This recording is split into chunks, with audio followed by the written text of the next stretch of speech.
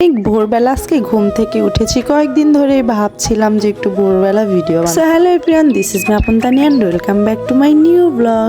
অনেক ভোরবেলা আজকে ঘুম থেকে উঠেছি, আজকে কুয়াশার সঙ্গে একটু ভিডিও বানাবো। তাই বাপরে বাপ, বাবুর বাবাকে ডাকতে ডাকতে একদম রোদই উঠে গেল। কি যে একটা অবস্থা, একটা ভিডিও করার জন্য যে তাকে কত রিকোয়েস্ট করতে হয়। যাকে যাক, সে উঠলো না ঠান্ডার জন্য। আমি আমার ছেলের সঙ্গেই উঠে ভিডিওগুলা করছি। তবে একটা জিনিস কি জানো, আমার ভিডিওর পেছনে কিন্তু আমার ছেলের ভূমিকা অনেক। আমার ছেলে কিন্তু অনেক সুন্দর ফটোগ্রাফার, অনেক সুন্দর করে সে ভিডিও বানিয়ে দেয়। তবে ছেলের বাবা এত ফাজিলের ফাজিল, তাকে হাজার বললেও তার ভিডিও বানানো যায় না। প্রচুর কষ্ট তাকে নিয়ে ভিডিও বানানো, সবকিছুই তাকে শিখিয়ে দিতে হয়। যাই হোক, একটু রোদ উঠে গেলেও কিন্তু পেছন সাইড পুরোটাই কুয়াশা ঘেরা ছিল। তবে ভিডিওগুলো কিন্তু আসলেই অনেক সুন্দর হয়েছে, তাই না? শীতের সকালে একবার ভোরবেলা ঘুম থেকে উঠে দেখো বাহিরের দৃশ্যটা কতটা সুন্দর, কতটা ভালো লাগে। একদম ছোটবেলার কথা মনে পড়ে যায়। অনেক ছোটবেলায় যখন আমরা আরবি পড়তে যাইতাম তখন অনেক কুয়াশা থাকতো, একদম কুয়াশায় রাস্তা দেখা যাইতো না। তখন আমরা পড়তে যাইতাম, সেই দিনগুলোকে অনেক মিস করি। ছোটবেলায় যখন শীত আসতো তখন কে কার আগে শীতের পোশাক কিনবো, কার শীতের পোশাক কি কালার হবে, এগুলো নিয়ে অনেক এক্সাইটেড থাকতাম। সেই ফিলিংস গুলো তো এখন কাজই করে। তবে যাই বলো, এই ভিডিওগুলো করার সময় কিন্তু চার সাইডটা যে